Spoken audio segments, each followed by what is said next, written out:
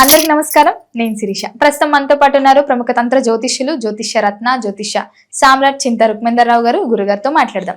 నమస్కారం గురుగారు. మాతృదేవోభవ, పితృదేవోభవ, ఆచార్య దేవోభవ. ఓం నమో మాందేశ్వరాయ నమః. అందరూ బాగుండాలి, అందరికీ మంచి జరగాలి. గురుగారు, ముఖ్యంగా ఈ ఫిబ్రవరి మాసంలో మకర రాశి వారికి ఎలా ఉండబోతుందంటారు? ఎలాంటి జాగ్రత్తలు తీసుకోవచ్చు అంటారు? ఫిబ్రవరి మాసంలో పంచగ్రహ కూటమి ఏర్పడుతుందంట. దీని ప్రభావం ఈ రాశి వారికి ఎలా ఉంటుందంటారు? ఈ మాసంలో శివరాత్రి అనే పర్వదినం కూడా వస్తుందని. ఓవరాల్ గా చూసుకుంటే ఈ మాసం అంతా మకర రాశి వారికి ఎలా ఉంటుందంటారు? ఆర్థిక పరంగా, ఆరోగ్య పరంగా ఎలాంటి జాగ్రత్తలు తీసుకోవచ్చు అంటారు? 2020 సంవత్సరం మకర రాశి వాళ్ళకి ఎలా ఉందంటే, ఈ రాశిలోనే చతుర్థ పంచగ్రహాలు కూటమి జరుగుతూ ఉంది.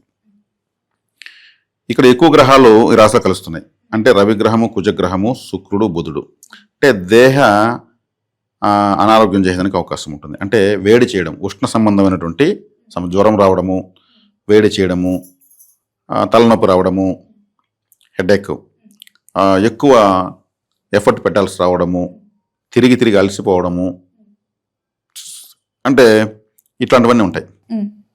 రాశిలోకి రవిగ్రహం వచ్చాడు అంటే అష్టమాధిపతి రాశిలోకి వచ్చాడు, బాధకాధిపతి రాశిలోకి వచ్చాడు. కుజుడు బాధకాధిపతి అంటే అష్టమాధిపతికి బాధకాధిపతికి బలం పెరిగింది. కుజుడు అంటే రక్తానికి అధిపతి అంటే రక్తానికి అధిపతి బీపీ, లో బీపీ, హై బీపీలు వచ్చేందుకు అవకాశం ఉంటుంది. అదేవిధంగా ఈ రవి కుజులు ఈ రాశికి అంత మంచి వాళ్ళు కాదు. ద్వితీయంలో రాహు ఇది న్యూట్రల్ ప్లానెట్ ద్వితీయంలో, కాబట్టి శుభగ్రహం ఏది చూడడం లేదు. రాశిలోకి బుధుడు, శుక్రుడు వచ్చారు. జన్మలోకి గ్రహాలు వచ్చినప్పుడు అంత కంఫర్ట్గా ఉండవు. వేరే స్థానాలు ఉన్నప్పుడు ఆ వైబ్రేషన్స్, ఆ చూపులు రాశి పైన పడతాయి. ఇక్కడ ఉన్నప్పుడు ఏమవుతుంది, ఇప్పుడు రవి రాశిలో ఉన్నాడు. రాశిలో ఉంటే ఎలా ఉంటుంది, ఒక 1000 క్యాండిల్ బల్బ్ ఎత్తి మనం మొహంలో పెట్టుకుంటే ఓవర్ లైటింగ్ అయిపోతుంది, మనం ఏమి చూడలేం. రవిగ్రహం అంటే ఒక పెద్ద లైట్, ఆయనతో గ్రహాలు కలిస్తే భస్మం బూడిదైపోతాయి. హస్తంగత్వ దోషాలు వస్తున్నాయి ఇక్కడ. అందులో అష్టమాధిపతి ఈ రాశిలో ఉన్నప్పుడు ఏమవుతుంది, వీళ్ళకు అన్నీ తెలుసు, ఏం చేయాలో తెలియదు. ఓవర్ లైటింగ్, కాంతి మనం చూడగలిగినంత ఉంటే చూడగలుగుతాం. విపరీతంగా మనం ఆపోజిట్లో ఒక కండ్లకే ఒక లైట్ కొట్టింది అనుకోండి, నైట్ పోయేటప్పుడు మనం సైడ్ పోయి ఆపేస్తాం, అది ఆ బండి పోయినాక మళ్ళీ పోతాం. కాబట్టి ఓవర్ లైటింగ్లో ఉంది ఇప్పుడు ఈ రాశి రవి. కాబట్టి అందులో అష్టమాధిపతి కాబట్టి ఈ ఓవర్ లైటింగ్ అంటే వేడి చేసేస్తుంది శరీరం, ఉష్ణ సంబంధమైనటువంటి వేడి చేసి కూడా మోషన్స్ అవుతాయి ఒక్కోసారి. ఫుడ్ వల్ల ఇన్ఫెక్షన్ అయ్యేందుకు అవకాశం ఉంటుంది. అంటే అంటే ఆరోగ్యం భాస్కర్ తెచ్చేస్తున్నారు. మన ఆరోగ్యం సూర్యుని పైన ఆధారపడుతుంది. ఆయన ఎక్కువ జన్మంలోకి వచ్చాడు కాబట్టి ఏదైనా వైద్య సేవ కంపల్సరీ. కుజుడు కూడా వైద్యాన్ని సూచిస్తాడు. వైద్య పరికరాలంతా కుజుడే, వెపన్స్. ఆయన కూడా ఇక్కడ బలం పొందాడు. అంటే అన్నదమ్ములతో గొడవ రావచ్చు, అన్నదమ్ములతో ఏదైనా విభేదాలు వచ్చి ఈ వాహనంలో కూడా వెళ్ళి కూడా కేర్ఫుల్గా ఉండాలి. ఓవర్ లైటింగ్ ప్లాంట్ల పైన ఉంది. ఇక్కడ తీసుకుంటే శని మాత్రం 3వ ఇంట్లో శుభంగా ఉన్నాడు, ద్వితీయంలో రాహు న్యూట్రల్గా ఉన్నాడు, అష్టమంలో మళ్ళీ కేతు ఉన్నాడు.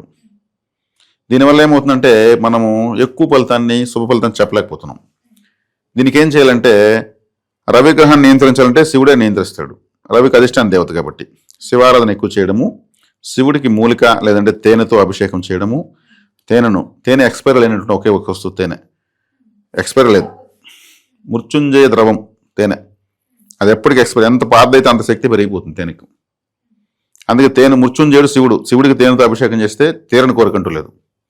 శివుడు రవికి అధిష్టాన దేవత కాబట్టి ఇప్పుడు రుద్రాభిషేకము, మృత్యుంజయ మాత్రం ఎక్కువ చెప్పుకోవడం వల్ల ఎక్కువ కొబ్బరి నీళ్ళు తాగాలి.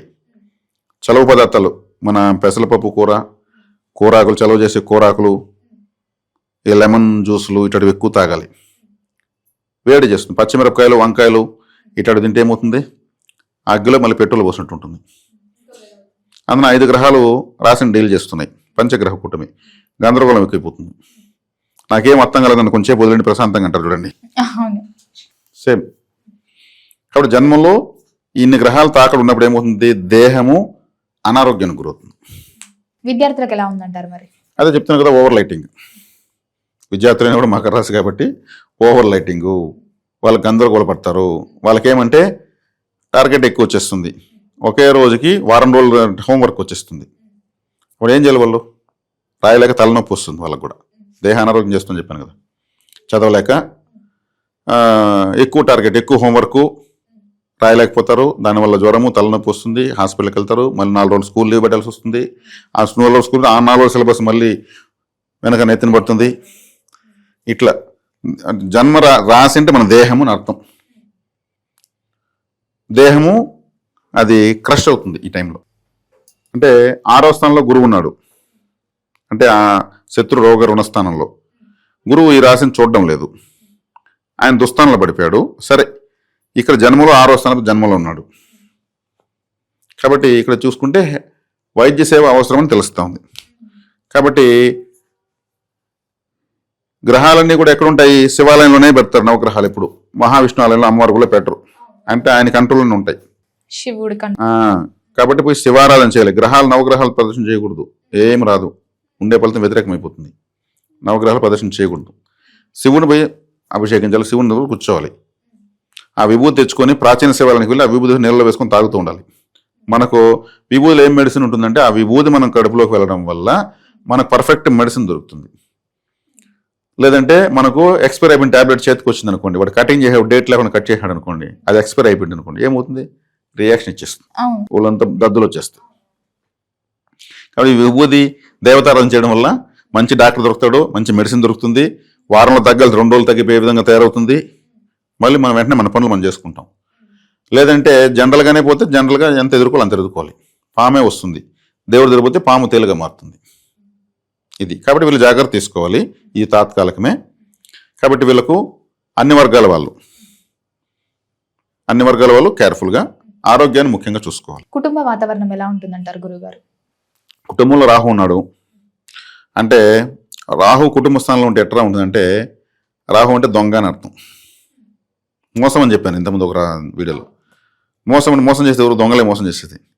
అదే ఇంటి దేవుని ఈశ్వరుడైనా పట్టాడు అంటుంటారు.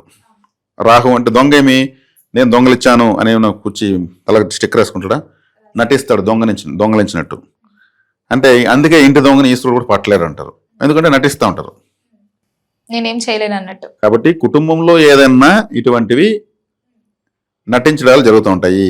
నటించేది ఏదంటే సమాజంతో నటించాలి, కుటుంబంతో జీవించాలి, కుటుంబాన్ని పోషించాలి. నటించు, జీవించు, పోషించు, ఈ 3 జీవితం. ఎక్కడ నటించాలి? సమాజంతో నటిస్తే ఆడ వ్యామారము. కుటుంబంతో జీవించాలి, కుటుంబంతో పోషించాలి. వీళ్ళకు ఈ మకర రాశి వాళ్ళ ఇంట్లో ఎవరో నటించే వాళ్ళు ఉన్నారని అర్థం. ఇప్పుడు రాహు 2వ ఇంట్లో ఉంటే, అంటే ఇప్పుడు ఇప్పుడు భార్య అనుకోండి, ఏదో డబ్బులు సేవ్ చేస్తుంది, భర్త దగ్గర ఎంతో కొంత తెలియకుండా చేస్తుంది. అది వాళ్ళ అమ్మోళ్ళకి ఏదైనా ఇబ్బంది ఉంటే ఇంకొకరికి ఇచ్చి ఫోన్పేలో పంపిస్తుంది. అది భర్తకు డౌట్ రాకుండా ఈమె ఏదో ఒకటి చెప్పి పొగుడుతూ నటిస్తూ ఉంటుంది. తెలుసు నువ్వు ఎట్ట పంపిస్తావు నాకు తెలియకుండా అంటాడేమో అనేసి. ఆమెమి కబ్జాలు స్కామ్లు ఏం చేయలేదు, కానీ తప్పదు ఇంకా నటించాలి భర్తతో. మీరు అదండి ఏం భయ ఈ మధ్య కొత్తగా బాగా పొడేస్తుండవు, ఏమి నాకు అర్థం కాలేదు. నీకు అర్థం కాలేరా స్వామి, నేనేదో నా బాధ. ఇట్లాంటివి వస్తాయి. అంతేగాని భర్తను దోచేయాలని కాదు, అటు వాళ్ళ పరిస్థితికి తోడ్పడాలని కన్న కూతురికి అలా చేయాలి. అంటే అదే కూడా భార్యతో తెలియకుండా భర్త కూడా కొన్ని చేస్తూ ఉంటాడు, భార్యను పొగుడుతుంటాడు. ఉప్పు లేకపోతే సూపర్గా ఉంది కూర అంటాడు, అందులో అనుమానపడాలి. ఆమె మళ్ళీ టకం చేసి ఉప్పు లేదంటే ఏమో మరి నాకైతే సరిపోయింది అంటాడు. ఇప్పుడు కొత్తగా ఏదో చెప్తా ఉన్నామంటుంది. ఈ పదనిసలు కుటుంబంలో జరుగుతూ ఉంటాయి. రాహు ఉంటే ఏమంటే స్ట్రైట్గా ఏదో చెప్పడు, ఇండైరెక్ట్ గా చేస్తాడు, దానికి ఏదో నటింపు చేస్తూ ఉంటాడు, కవర్ చేసుకోవడానికి, దొరకకుండా ఉండడానికి. గురుగారు, మరి మొత్తం మీద చూసుకుంటే ఈ మాసంలో ఏ దైవాన్ని పూజించమంటారు, ఎలాంటి పరిహారాలు చేసుకోవచ్చు అంటారు, ఎలాంటి దాన ధర్మాలు చేస్తే బాగుంటుంది అంటారు? కాలభైరవ ఆరాధన చేస్తే చాలా మంచిది. ఎందుకంటే ఈ రాష్ట్రాధిపతి శనేశ్వరుడికి అధిష్టాన దేవత, లేదంటే ఆయనకు గురువు కాలభైరుడు సాక్షాత్ శివుడి నుంచి ఉద్భవించాడు, కానీ ఆయన మహాశక్తివంతంగా ఉద్భవించాడు. శివుడే వరం ఇచ్చాడు, కాలభైరుడిని పూజిస్తే, దర్శిస్తే, ఆరాధిస్తే నన్ను దర్శించినట్టే అని. ఆయన సృష్టిగత బ్రహ్మనే పనిష్మెంట్ ఇచ్చినవాడు కాలభైరవుడు. ఆయన ముందు ఎవరు నిలబడలేరు. కాబట్టి కాలభైరవ ఆరాధన, కాలభైరవ అష్టకం, వీధి కుక్కలకు ఫుడ్ పెట్టడం. రాహు అంటే వీధి కుక్కలు అని చెప్పాను కదా నేను. ఇప్పుడు రాహు 2వ ఇంట్లోనే ఉన్నాడు కదా, కాబట్టి వీధి కుక్కలకు ఫుడ్ పెట్టడం చాలా చాలా చాలా అద్భుతమైన పరిష్కారం. గురుగారు, మొత్తం మీద ఫిబ్రవరి మాసంలో మకర రాశి వారికి ఎలా ఉండబోతుందో, ఎలాంటి జాగ్రత్తలు తీసుకోవాలి, ఎలాంటి పరిహారాలు చేసుకోవాలి తెలియజేసినందుకు ధన్యవాదాలు.